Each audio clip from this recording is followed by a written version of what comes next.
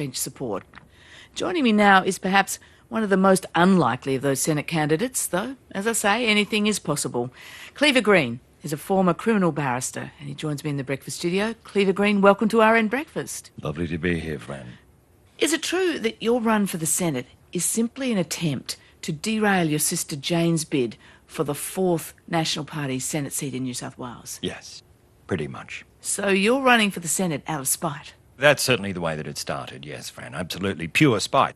I think many of your listeners who've suffered at the hands of a domineering elder sibling will understand and be appreciative. The fact that, somebody's finally standing up and saying enough's enough. Let's give the little guy a go. As a result of that comment, you now have 137,000 followers on your Twitter account.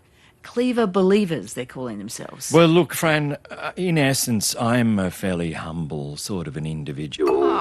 But people do seem to be very keen to hear what I don't have to say. But what you are speaking about when you do speak is just a litany of bizarre personal grievances, isn't it?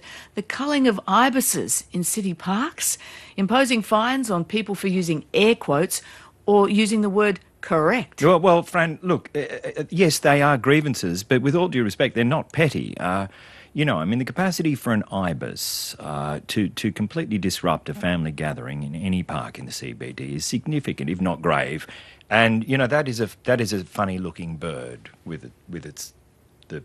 and on a personal level, I don't trust them. But while you're going on about ibises, what about the big policies that really matter? What about pensions, superannuation? What about health, education? Well, health is an issue that I take very seriously. So you'll be asking the federal government to spend more on healthcare and medical research? No. On the contrary, I think that we need a dramatic cut to the healthcare budget. We're all living far too long as it is, Fran. 210, the Bible tells us. 3 and 10. Exactly. Look, Fran, if you think about it, our greatest economic challenge is an ageing population. It's a terrible burden on young families, on hospitals and on society in general.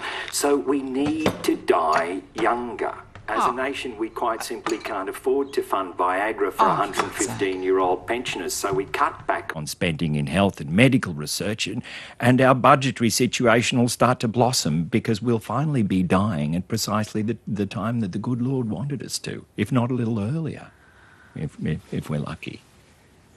Has this country gone completely insane? No, translate into non-binary, please. As a result of that horseshit you just sprayed across our great nation, you now have 30,000 new Cleaver Believers. I guarantee you by the weekend you'll have over 200,000 supporters. 200,000 lunatics. 200,000 lunatics who are registered to vote, and that is all that we need. Well, how can that be all we need in a state of over 8 million people? Oh, because, sweetheart, that's where I come in. I take your 200,000.